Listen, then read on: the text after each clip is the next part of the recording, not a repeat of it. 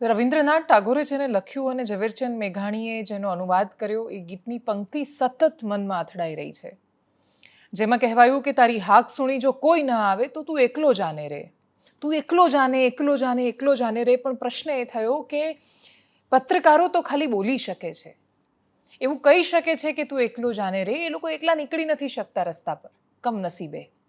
અને નહીં તો બધું ભેગું થઈ જાય છે, એક્ટિવિઝમ ને જર્નલિઝમ ને બાકીની બધી વ્યાખ્યાઓને. ઠીક છે, એમાં ન પડીએ તો પણ એક પ્રશ્ન એ આવ્યો કે ગુજરાત ક્યારે ક્યારે એકઠું થયું, ગુજરાતે ક્યારે ક્યારે છેલ્લા 5-7 વર્ષોમાં પોતાનો અવાજ ઉઠાવ્યો અને ગુજરાતે ક્યારે પોતાની લડાઈઓને અંજામ સુધી પહોંચાડી, અને અંજામ હતો શું, એ માંગણીઓ શું હતી, અને જે યાદી નીકળતી ગઈ એમાં મોટા ભાગે દુઃખ સિવાય બીજું કશું જ હાથમાં નથી લાગ્યું. અને એટલા જ માટે એ વિષય પર ફરી એકવાર વાત કરવી છે. નમસ્કાર, આપની સાથે હું દેવાંશી. કોઈ ક્યાં સુધી બોલી શકે છે, કોઈ ક્યાં સુધી સાંભળી શકે છે, એ બંને પર ઘણો બધો આધાર રહેલો હોય છે. એકની એક ઘટનાના અલગ અલગ પાસા પર તમે વારંવાર વાત નથી કરી શકતા, દરરોજ એની એ જ વાતનું પુનરાવર્તન પણ નથી કરી શકતા, પણ છતાંય એ પ્રયાસ કરવો છે, પ્રયત્ન કરવો છે. અને એ પાસાઓને સમજતા ગુજરાત ક્યારે એકઠું થયું? 2015માં જીએમડીસીમાં પાટીદાર સમાજ એકત્રિત થયો, લાખોની સંખ્યામાં યુવાનો આવ્યા, અનામતનો મુદ્દો હતો, સરકાર સામે લડી લેવાનું હતું, સરકારને પાડી દેવાની વિચાર અને વૃત્તિ સાથે આવ્યા અને ખરેખર મુખ્યમંત્રીને પાડીએ દીધા. આનંદીબેન પટેલે રાજીનામું પણ આપ્યું, આર્થિક અનામત પણ મળી, ઓબીસીમાં સમાવેશની વાત કે જે જીદ બની આગળ જતા એના પર રાજનીતિ થઈ, એ શક્ય નહોતું બનવાનું કાનૂની રીતે, એ શક્ય ન પણ બન્યું, પરંતુ ઈબીસી મળ્યું અને બાકીનો ઘણો બધો આધાર મળ્યો. ઘણા બધા લોકોને એના આધારે સ્કોલરશિપ પણ મળતી થઈ, પરંતુ એક ચોક્કસ અંજામ સુધી નહીં, પરંતુ એનો પ્રયત્ન થયો કોઈ દિશા સુધી જવાનો. પણ વાત સમાજની હતી તો બધા લોકો ભેગા થયા, એકઠા થયા. ઓબીસીના શક્તિ પ્રદર્શનની વાત આવી અને ક્ષત્રિય ઠાકોર સમાજની વાત આવી ત્યારે ક્ષત્રિય ઠાકોર સમાજ એકઠો થયો, ઓબીસી સમાજ એકઠો થયો, એણે પોતાની તાકાત બતાવી. દલિત પર અત્યાચાર થયો, દલિત આંદોલન થયું, ગુજરાતભરના દલિત એકઠા થયા, એક્ટિવિસ્ટ એકઠા થયા અને એમણે લડાઈ લડી. એ લડાઈ એ ન્યાય સુધી ક્યારે પહોંચી એવું કહેવાય તો કહેવાય કે એનો જવાબ એ મળે કે બીજા કોઈની સાથે એ પ્રકારની ઘટના ન થાય તો એને ન્યાય મળ્યો કહેવાય. આપણે ત્યાં ન્યાયની એક અલગ વ્યાખ્યા છે. આપણે એવું માનીએ છીએ કે જેના કારણે આપણી સાથે ખોટું થયું એને સજા આપી દેવાથી ન્યાય મળી જાય છે. માત્ર એને સજા આપવાથી ન્યાય નથી મળતો. કોઈની સાથે ખોટું થાય ને એનું પુનરાવર્તન ન થાય તો ન્યાય મળ્યો કહેવાય. એવી જ ઘટનાઓ વારંવાર થતી રહે તો એનાથી ન્યાય મળ્યો એવું નથી લાગતું. અને એટલા જ માટે ઈબીસી તમે જ્યારે સમાન રીતે જોવા જાઓ છો તો જીપીએસસીના ઘણા બધા રિઝલ્ટ એવા આવ્યા કે ઈબીસીનું જે મેરિટ છે ઊંચું હતું જનરલ કરતાં પણ. ઓબીસી ક્ષત્રિય ઠાકોર સમાજ એ દારૂના વ્યસન કે દૂષણથી કેટલો દૂર થઈ શક્યો કે બદલાઈ શક્યો આજે પણ બહુ મોટો પ્રશ્ન છે. દલિતો પર થતા અત્યાચાર આજે પણ ગુજરાતમાં કે દેશમાં ઓછા થયા નથી અને બંધ નથી થઈ ગયા. એ માનસ કેટલું બદલાયું એના પર પણ બહુ મોટું પ્રશ્નાર્થ ચિહ્ન છે. 2024ની ચૂંટણીમાં પણ મુદ્દો ઉઠ્યો. આખી ચૂંટણી આપણી એક આંદોલનને કવર કરતા કરતા પૂરી થઈ ગઈ. જે આંદોલન હતું ક્ષત્રિય અસ્મિતાનું આંદોલન. એમણે કહ્યું કે અમારી બેન દીકરીઓ પર કરેલી ટિપ્પણી અમે સાંખી નહીં લઈએ. આખો સમાજ એકઠો થયો, એકદમ તાજું છે એટલે એના વિશે વિસ્તારથી વાત કરવી છે. ક્ષત્રિય સમાજની સંકલન સમિતિએ કાર્યક્રમો કર્યા. જે લોકો સંકલન સમિતિ સાથે સહમત નહોતા એ લોકોએ સામે રહીને પણ કોઈને કોઈ રીતે એમણે પોતાનું આંદોલન ચાલુ રાખ્યું. એ લોકોએ પરસોત્તમ રૂપાલાને માફ નહીં જ કરીએ એ વાતનું રટણ ચાલુ રાખ્યું અને એમણે નેતાને માફ ન કર્યા. આંદોલન કર્યું, સરકારની સામે પડ્યા, ભાજપની સામે પડ્યા અને સતત લડ્યા. સત્તાની સામે બધા જ લોકો પોતાના સમાજ માટે પડી શકે છે. કમનસીબે આપણા બાળકો માટે કોઈ ન આવ્યું. ના તક્ષશિલા વખતે ગુજરાત આટલું એકત્રિત જોવા મળ્યું, ના મોરબી વખતે જોવા મળ્યું, ના હરણીકાંડ વખતે જોવા મળ્યું. એક દિવસ ચોક્કસ જોવા મળ્યા. એક દિવસ, બીજા દિવસે થોડા ઓછા, ત્રીજા દિવસે ઓછા અને ચોથા દિવસે પૂરું. બહુ જ લાંબુ ચાલ્યું હોય તો એ તક્ષશિલામાં ચાલ્યું. થયું શું હતું કે તક્ષશિલા વખતે ખબર જ હતી કે આપણે 23 બાળકોને મરતા જોઈ લીધા છે. એટલે જ્યાં સુધી આનાથી ખરાબ દુર્ઘટના આપણે નહીં જોઈએ ત્યાં સુધી આપણને બહુ વિશેષ ફરક નથી પડવાનો. થયું પણ એવું. છૂટા છૂટા અનેક મોત થાય આપણને ફરક ન પડે. એક સાથે અનેકને મરતા જોઈએ તો જ ફરક પડે. ખબર નહીં કેમ. તમને, મને, બધાને એક સાથે બહુ બધા મોત થાય તો જ એ સમાચાર બને, તો જ એના વિશે દિવસો સુધી વાત થાય ને તો જ અંતરાત્મા જાગીને એવું કહે કે નહીં યાર હવે નહીં બોલીએ તો આપણે પોતાની જાતને માફ નહીં કરી શકીએ. અને એટલે જ બહુ જ શાંતિથી વિચારીએ કે સતત આટલું શું કામ બોલવામાં આવી રહ્યું છે અથવા સતત આ વિષય પર કોઈ શું કામ વાત કરી રહ્યું છે. એનું કારણ એકમાત્ર એટલું છે કે મને એટલું સમજાયું છે કે હું કે તમે નસીબના જોર પર જીવતા છીએ. બાકી આપણી આજુબાજુની વ્યવસ્થાએ આપણને મારી નાખવાનું પૂરેપૂરું પ્લાનિંગ કરેલું છે. એટલી હદ સુધી પ્લાનિંગ કર્યું છે કે કોઈ પ્લાનિંગનો અમલવારી નથી થતી. એટલી હદ સુધી મારી નાખવાનું પ્લાનિંગ છે કે કોઈ SOP લાગુ નથી કરવામાં આવતી. એટલી હદ સુધીનું પ્લાનિંગ છે કે આપણી પાસે ક્યારેય એ વાતનો જવાબ નથી હોતો કે કોઈ જ નિયમો પાલન થતું જ કેમ નથી એનું. અમદાવાદમાં જે ગેમ ઝોન ને બાકી બધું બંધ કરવામાં આવ્યું એની યાદી હું ખોલીને જોઈ રહી હતી.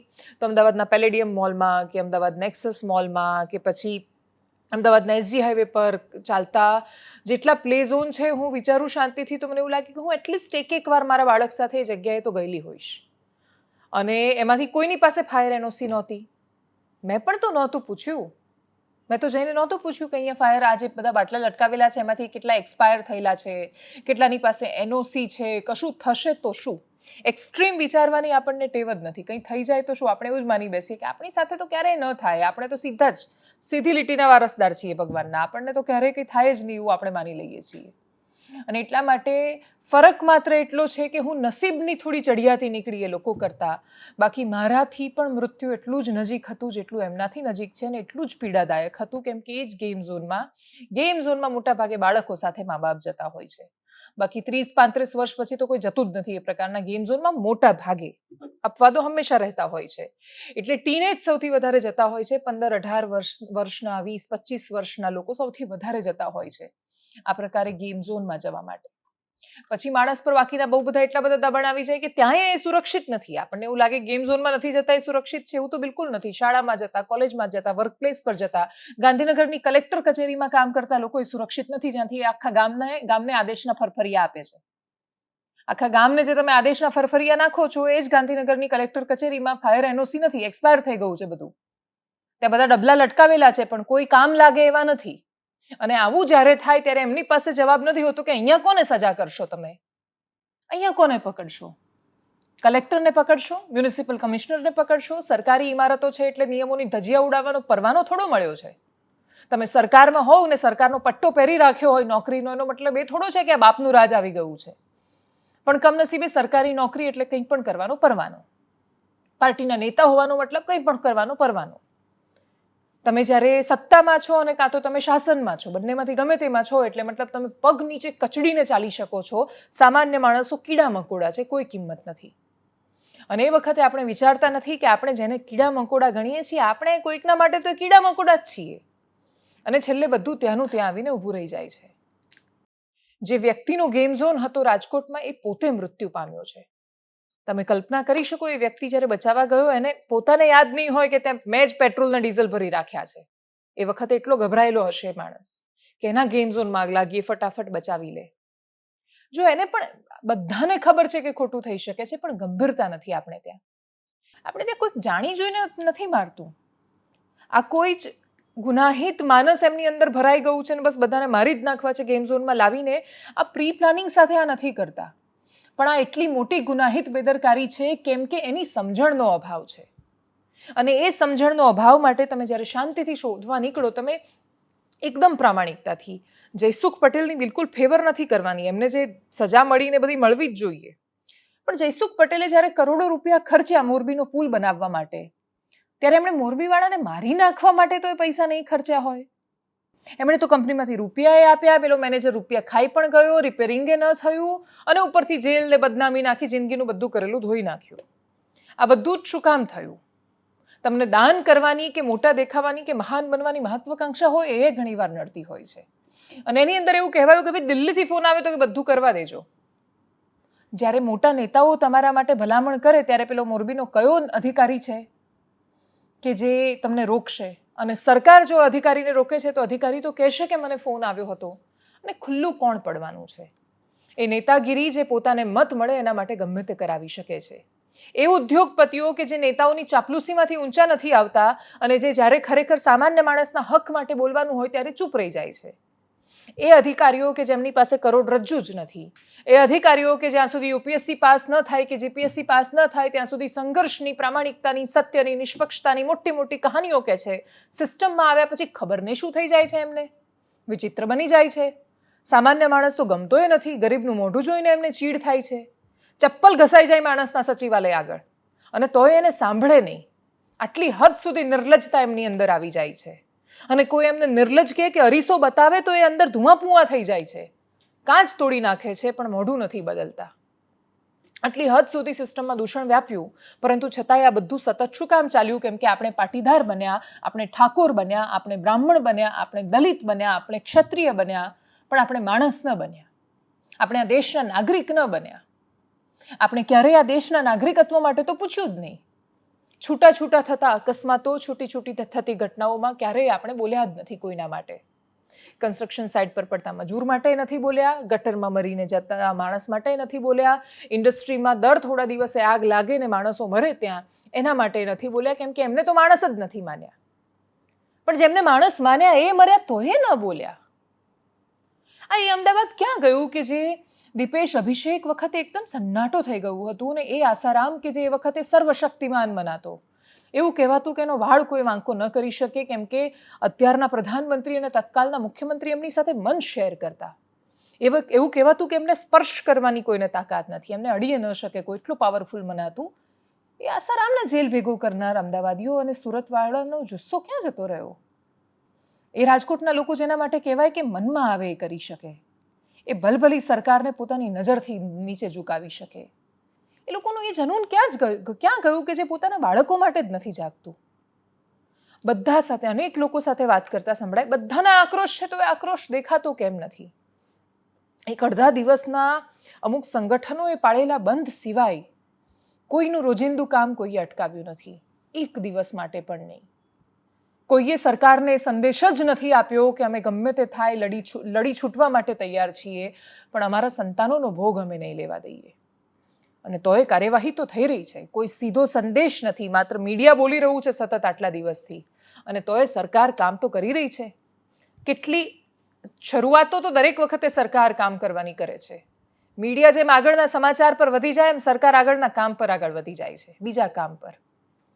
એમને ટોકવા માટે, રોકવા માટે અને પછી એમને જગાડવા માટે કે ઢંઢોળવા માટે જો મીડિયા નથી હોતું તો સરકાર પોતાનું દાયિત્વ ચૂકે જ છે. બધા દાયિત્વ ચૂકે છે એટલે આ થાય છે.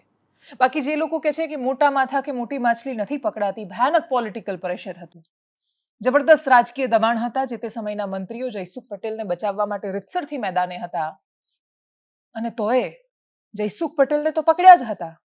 એટલે જો કોઈ દિવસ મોટી માછલીને પકડવી જ ન હોય કે બધાની દાનત જ ખોરી હોય તો જયસુખ પટેલ જેલમાં ન હોય. પ્રશ્ન એ આવીને ઊભો થાય છે કે સમસ્યાનું મૂળ જયસુખ પટેલમાં છે જ નહીં. એ મોરબી વખતે ખબર હતી ને બધી વખતે ખબર હતી. શાળાઓ મોટા ભાગની શેડ બાંધી દીધા છે ત્યાં ઉપર. આપણા બાળકો ત્યાં જાય છે ભણવા માટે, આપણે પૂછતા નથી કે શેડ શું કામ બાંધ્યા છે. સમસ્યાનું પહેલું મૂળ ચૂપ રહેલા નાગરિક પર છે. સમસ્યાનું સૌથી મોટું મૂળ અબૂધ નાગરિકમાં છે, અને એ અબૂધ છે એટલા માટે દોષી નથી, એને અબૂધ રાખ્યો છે. એના સુધી એના અધિકાર કે એની ફરજ બંનેમાંથી કશું નથી પહોંચાડ્યું. એના સુધી જ્ઞાન જ નથી પહોંચાડ્યું, એને ક્યારેય એ શીખવવામાં જ નથી આવ્યું. અને પછી એ કેમ નથી શીખવવામાં આવ્યું કે કંઈ પણ થાય તો ઢોળી દેવાનું એના પર, કે શું કામ ગયા તા રમવા, શું કામ ગયા તા ઝૂલવા, શું કામ ગયા તા તળાવમાં નાહવા, શું કામ મોકલ્યા તા બાળકોને પિકનિકે? તો પ્રશ્ન પૂછો ને કે શું કામ જન્મ્યા, એટલું જ બાકી છે પૂછવાનું. બાકી દરેક વખતે ઢોળી દેવાનું. એમ તે કે તો જોરથી કૂદતા હતા એટલે પુલ તૂટી ગયો, આમાં કે શું કે 99 રૂપિયા હતા એટલે જતા રહ્યા. ભાઈ બધાને નથી પોસાતા 500 રૂપિયા એટલે જાય છે 99 રૂપિયામાં. એ 99 રૂપિયામાં ગયા હે એની ભૂલ નથી. એને ખબર નથી કે ફાયર સેફટી વિશે પૂછવું જોઈએ, તો એના માટે એ કેવી રીતે જવાબદાર?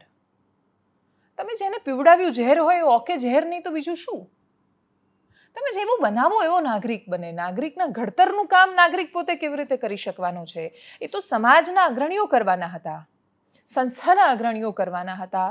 એ બધી સંસ્થાઓ તો મરી પરવારી છે જે વર્ષો પહેલા કામ કરતા. આ દેશમાં આપણા રાજ્યનું ઉદ્ઘાટન જ્યારે થવાનું હતું, શરૂઆત જ્યારે થવાની હતી, તો એ કોઈ રાજકીય પક્ષના નેતાએ નહીં પણ માણસાઈના દીવા જેની પર લખ્યું અને જેમણે કહ્યું કે ઘસાઈને ઉજળા થઈએ એવા રવિશંકર મહારાજે કર્યું હતું. આપણી પાસે સમ ખાવા માટે વચ્ચેના તટસ્થ માણસો હાજર હતા. હવે તો તમારે કોઈ પણ કાર્યક્રમ કરવો હોય તો સૌથી મોટા માણસ કોણ જે આવી શકે કાર્યક્રમમાં? તો કે મુખ્યમંત્રી. રાજ્યપાલને નથી બોલાવતા મોટા ભાગે તો, કે કાં તો પછી ભારતીય જનતા પાર્ટીના પ્રદેશ અધ્યક્ષ CR પાટીલ, આ મોટા નેતાઓ અથવા મોટામાં મોટા માણસો. મોટા માણસો કાં તો રાજનેતા હોય ને કાં તો પૈસાવાળા લોકો, ઉદ્યોગપતિઓ હોય. બાકી કોઈ કોઈ કયા કાર્યક્રમમાં મુખ્ય અતિથિ તરીકે તમે એવા માણસોને જોયા કે જે લોકો આર્થિક રીતે સક્ષમ નથી એટલા બધા, પણ એ લોકો ઘસાઈને ઉજળા થયા છે, એમણે બીજા માટે પોતાનું જીવન ઘસી કાઢ્યું છે, બહુ સામાન્ય જીવન જીવે છે અને અનેક લોકો માટે મદદ કરે છે? એવું તો રહ્યું જ નથી આપણે. પૈસો માપદંડ છે, સત્તા માપદંડ છે.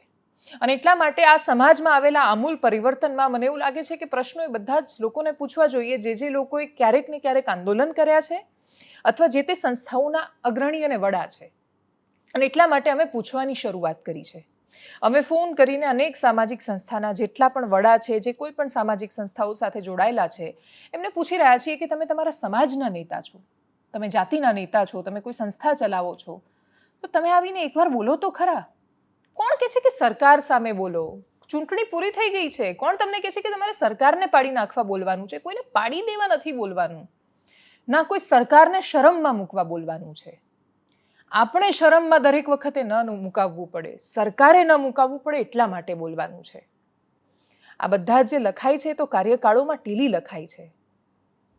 જ્યારે ભૂપેન્દ્રભાઈ પટેલના કાર્યકાળની વાત આવશે તો અનેક સારા કામો ગણાશે, તો પણ એની પહેલા સૌથી પહેલા આવશે કે આ શાસનમાં કાળી ટીલી સમાન હતો મોરબીનો કાંડ, આ શાસનમાં કાળી ટીલી સમાન હતો વડોદરાનો હરણીકાંડ, આ શાસનમાં કાળી ટીલી સમાન હતો રાજકોટનો કાંડ.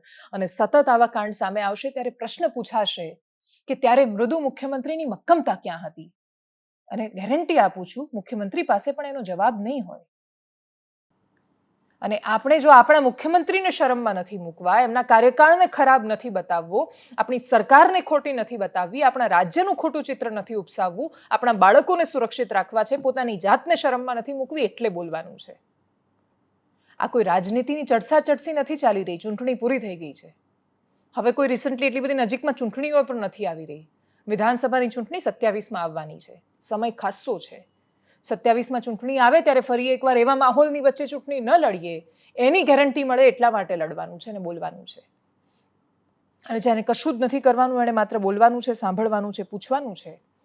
અને આપણે બધું થઈ શકીએ છીએ. બહુ જ ઓછા કિસ્સામાં હિન્દુ થઈ શકીએ છીએ અને ક્યારેક હિન્દુ થઈ પણ જઈએ છીએ, ક્યારેક મુસલમાન પણ થઈ જઈએ છીએ, ક્યારેક ઈસાઈ પણ થઈ જઈએ, શીખ પણ થઈ જઈએ, બધા થઈ જઈએ છીએ. નાગરિક નથી થઈ શકતા. આખી દુનિયા આપણામાંથી બધું શીખીને ગઈ. એટલે આપણે યોગ આખી દુનિયાને શીખવે, આપણી પાસેથી અધ્યાત્મ લોકો શીખે છે, આપણી વિરાસત, આપણો વારસો છે દુનિયા શીખે છે. આપણી બધી આર્કિયોલોજીકલ સાઇટ્સ પર માણસો આવીને બધું પથરા ચોરીને લઈ જાય છે. આપણને કશી પડી નથી હોતી, બધું એ રખડતું હોય કોઈ પણ સાઇટ પર, લોકો ચોરીને લઈ જાય છે અને આપણે આપીએ છીએ. આપણે ખુલ્લા દિલવાળા, ઉદાર હૃદયવાળા માણસો છીએ. આપણે તો બધાનું સારું ઈચ્છવાવાળા માણસો છીએ. આપણે પોતાનું સારું નથી ઈચ્છી શકતા. આપણે કેમ નાના થઈ જઈએ જો આપણે જાપાન પાસે ડિઝાસ્ટર મેનેજમેન્ટ શીખી લઈએ? આપણે કેમ નાના થઈ જઈએ જો આપણે યુએસ પાસે શ્રમનું મહત્વ સમજી લઈએ, કે એને અપાતું સન્માન જોઈ લઈએ? આપણે જો સાઉદી જેવા કાયદાઓનું, નિયમનું પાલન કરાવવામાં માની લઈએ કે ન થૂંકાય એટલે ન થૂંકાય બોસ. જો કાયદો નથી તો તમે આ ના જ કરી શકો. એ પ્રશ્નનો તમારે જવાબ આપવો પડે કે 30 લીટર પેટ્રોલ ન રાખી શકો તો હજારો લીટર પેટ્રોલ ડીઝલનો જથ્થો ક્યાંથી આવ્યો? જો તમે કનેક્શન ન આપી શકો તો પીજીવીસીએલે કયા ધોરણ પર કશું જ જોયા વગર લાઇટનું કનેક્શન આપી દીધું? એ તો ખેડૂતને જઈને પૂછો, લાઇટનું કનેક્શન લેવું હોય તો શું થાય? ધોળા દાડે તારા દેખાડી દે છે અધિકારીઓ, હેરાન કરી મૂકે છે, પણ લાઇટનું કનેક્શન નથી આપતા. એ લોકો કેમ સરળતાથી આ પ્રકારના યુનિટ છે અને કનેક્શન આપી દે છે? કેમ કે મલાઈ મળે છે તમને? તમારે ફાયર ઓફિસરને કેમ ન પૂછવું પડે કે તમે શું કર્યું? તમે જ્યારે સાઇન કરીને આપી રહ્યા હતા ઘણી બધી એનઓસી ને બાકીનું બધું, ત્યારે શું કરી રહ્યા હતા ત્યાં?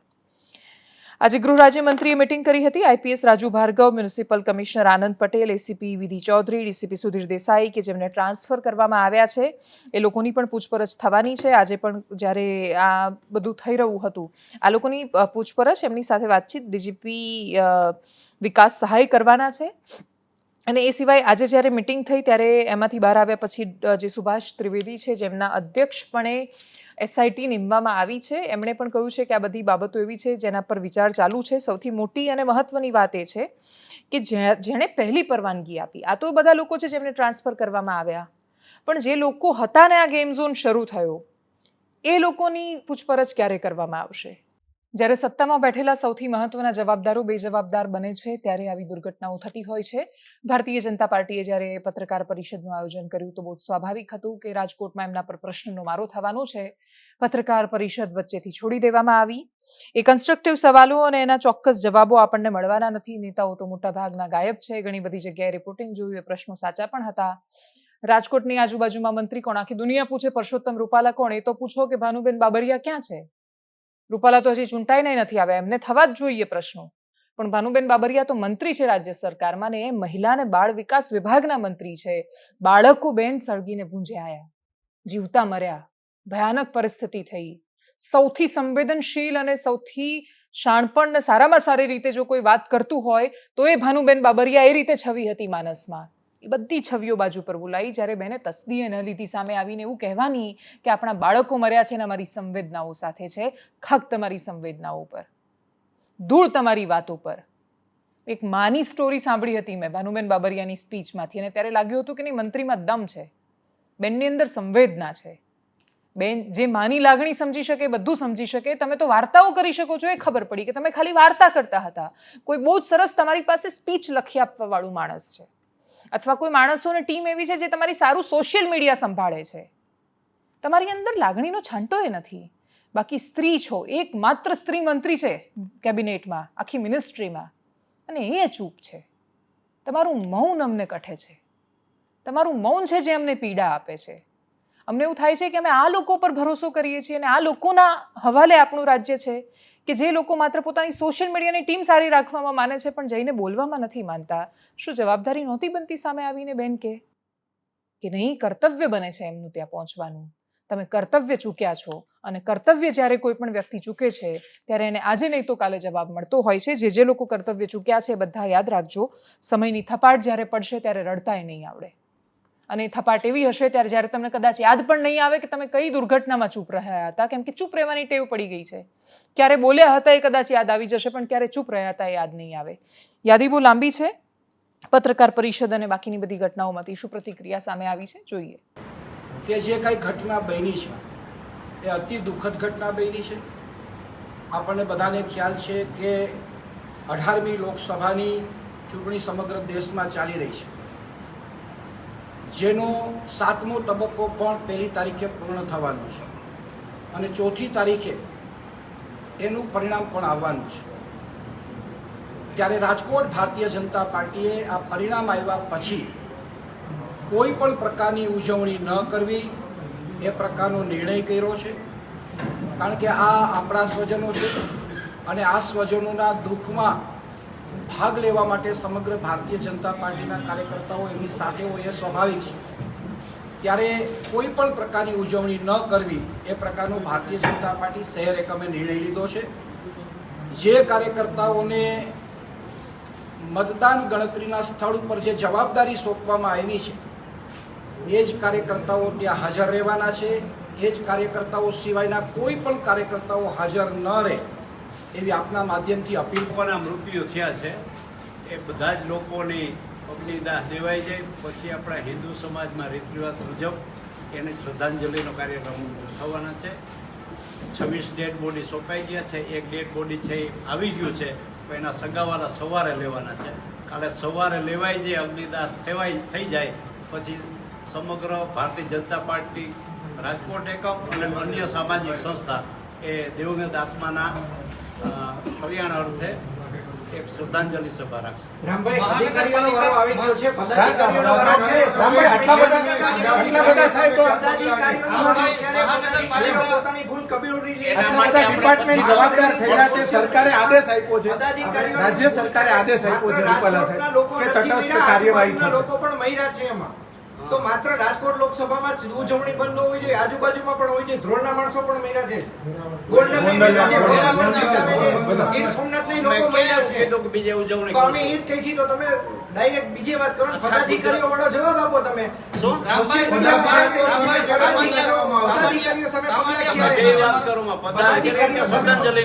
ભાજપના કેટલા વ્યક્તિઓ આમાં સામેલ હતા એવું કઈ તપાસ કરાઈ છે?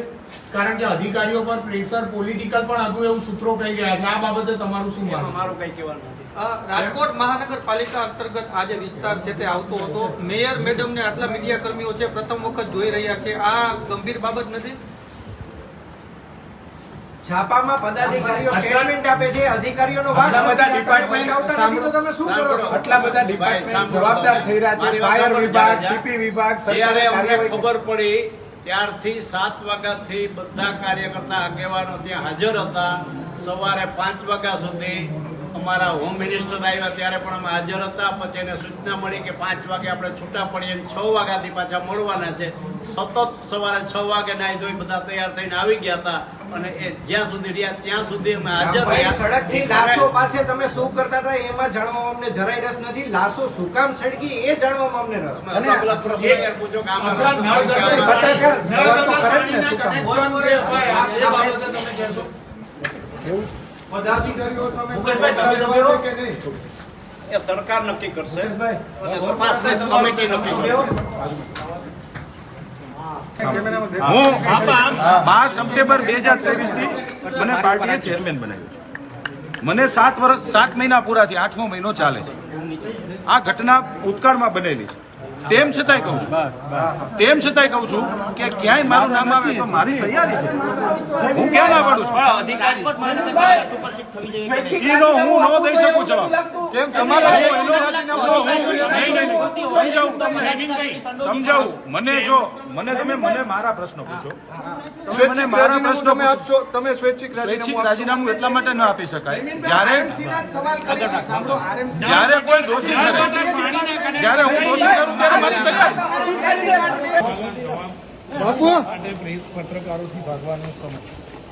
નૈનાબેન, તમે મેયર છો રાજકોટના. પત્રકારના સવાલનો જવાબ ના આપવા પાછળનું કારણ શું? કેમ મૌન? ત્યારે પણ ચૂપ હતા, અત્યારે પણ ચૂપ છો બેન. શા માટે ચૂપ છો? કોઈ પ્રેશર છે તમને? બેન, વાસ્તવમાં નૈનાબેન કેમ ભાગો છો? કેમ કોઈ પ્રશ્નના જવાબ નથી આપતા નૈનાબેન? બેન, કોર્પોરેશનમાં છો તમે, મેયર છો, રાજકોટના પ્રથમ નાગરિક છો. રાજકોટની જનતા આગની અંદર હોમાણી છે, દુઃખ નથી? વ્યવસ્થિત થઈ જાય એમ. બેન, 2 મિનિટ. બે જવાબ માંગે છે. બેન, આ પ્રથમ નાગરિક છો. બેન, આ પ્રથમ નાગરિક છો. મેયર છો. બેન, આ પ્રથમ નાગરિક છો. ઘટના બને. 30 લોકો જૂતા ભૂંજાઈ જાય. અરે આપ મૌન કેવી લ્યો? બેન, અંતે માત્ર એટલું જ કહેવું છે કે આ રડવાનું નહીં, આ જાગવાનો સમય છે. આ ચૂપ રહેવાનો નહીં, આ બોલવાનો સમય છે. આ મોઢું છુપાવવાનું નહીં, પણ વટથી મોઢું ઊંચું કરીને આંખોમાં આંખો નાખીને પ્રશ્ન કરવાનો સમય છે કે આપણી આજુબાજુ ભયાનક એવું થઈ રહ્યું છે. એ બધા પર જો આજે આપણે ચૂપ રહીશું તો કાલે આપણા હાથમાં કશું જ નહીં આવે. 1 તારીખના એક્ઝિટ પોલ બહુ જ મહત્વના છે. 4 તારીખનું પરિણામ ખૂબ મહત્વનું છે. એ પરિણામના આધારે દેશની સરકાર આપણે નક્કી કરવાના છીએ. અતિશય મહત્વનો સમય આવી રહ્યો છે. પણ એના પછી અને એની વચ્ચે આપણે એકવાર સમય કાઢીને પ્રશ્ન કરવો પડશે કે આ દુર્ઘટના ફરી ક્યારેય ન થાય એના માટે શું પગલાં લેવામાં આવ્યા. અને એટલે જ દરેક જગ્યાએ પત્રકારો નહીં પહોંચી શકે. એ તમારી જવાબદારી છે કે નાગરિક ત્યાં આવીને એ જીત સાથે બેસે કે જીવથી વધારે કશું જ નથી. આપણે નોકરીને મોટી માની અને જીવનને નાજીવિકાને આપણે આમાં બિઝી છીએ અને વ્યસ્ત છીએ. એક દિવસ કશું એ નહીં રહે તો શું કરીશું? કોના માટે કમાઈએ છીએ? કોના માટે જીવીએ છીએ? આપણે તો ભારતીય ગુજરાતી પરિવારની ભાવનાવાળા માણસો છીએ. આપણી અંદર હજી પેલું વિદેશવાળું કલ્ચર નથી કે જાતે કમાઈને જાતે ખાઈને જલસા કરીને મરી જવાનું. આપણે પોતાનાથી પણ વધારે આપણા સંતાનો માટે જીવીએ છીએ. એમના આદર્શો કોણ હશે મોટા થઈને એ વિચાર કરવાની જરૂર છે. આખી દુનિયામાં માટે સંવેદના વ્યક્ત કરવાની ફેશન છે. જેટલા સેલિબ્રિટીઝને બાકીના બધા લોકો ઓલ આઈઝ ઓન રાફા શહેર પર ઇઝરાયેલે કરેલો હુમલો કે પછી ઉલટું પેલેસ્ટીન ઇઝરાયલ પર હુમલો કરે એના પર જે લોકો બોલી રહ્યા છે, જેટલા લોકો રશિયા યુક્રેન યુદ્ધ પર બોલતા હતા, એટલા જ સેલિબ્રિટી કોઈ નથી બોલ્યું. તમે મુંબઈના છો તો મુંબઈમાં હોર્ડિંગ પડી જવા પર બોલવું હતું. પુણેમાં પોર્શ કાર એક્સિડન્ટ પર બોલવું હતું. દિલ્હીમાં છો તો ત્યાંની હોસ્પિટલના આગ કાંડ પર બોલવું હતું. ગુજરાતમાં છો તો રાજકોટ પર બોલવું હતું. તમે ઇઝરાયલ પેલેસ્ટીન પર બોલી શકો છો. તમે રશિયા યુક્રેન પર બોલો છો કેમ કે તમને ફેશન સ્ટેટમેન્ટ લાગે છે. એ બધા સેલિબ્રિટીઝ કેમ ચૂપ છે? એ કલાકારો કે જે એકદમ વોકલ થઈને પોતાના ડાયરામાં બોલે છે, બૂમો પાડે છે, નીતિમત્તા, સંસ્કાર અને શૂરવીરતાની વાતો આપણા સુધી પહોંચાડે છે. સરકારને પ્રશ્ન કરવાનો સમય આવે તો તમે તો ઉંદર બની ગયા. ક્યાં સુધી પેલું સિંહનું ચામડું ઓઢીને ફરશો? શ્વાન ઉપર સિંહનું ચામડું ઓઢવાથી થોડું સિંહ બની જવાય છે. શૂરવીરતા તો હવે દેખાડવાનો સમય હતો. તમારી કથિત મર્દાનગી તો હવે દેખાડવાનો સમય હતો.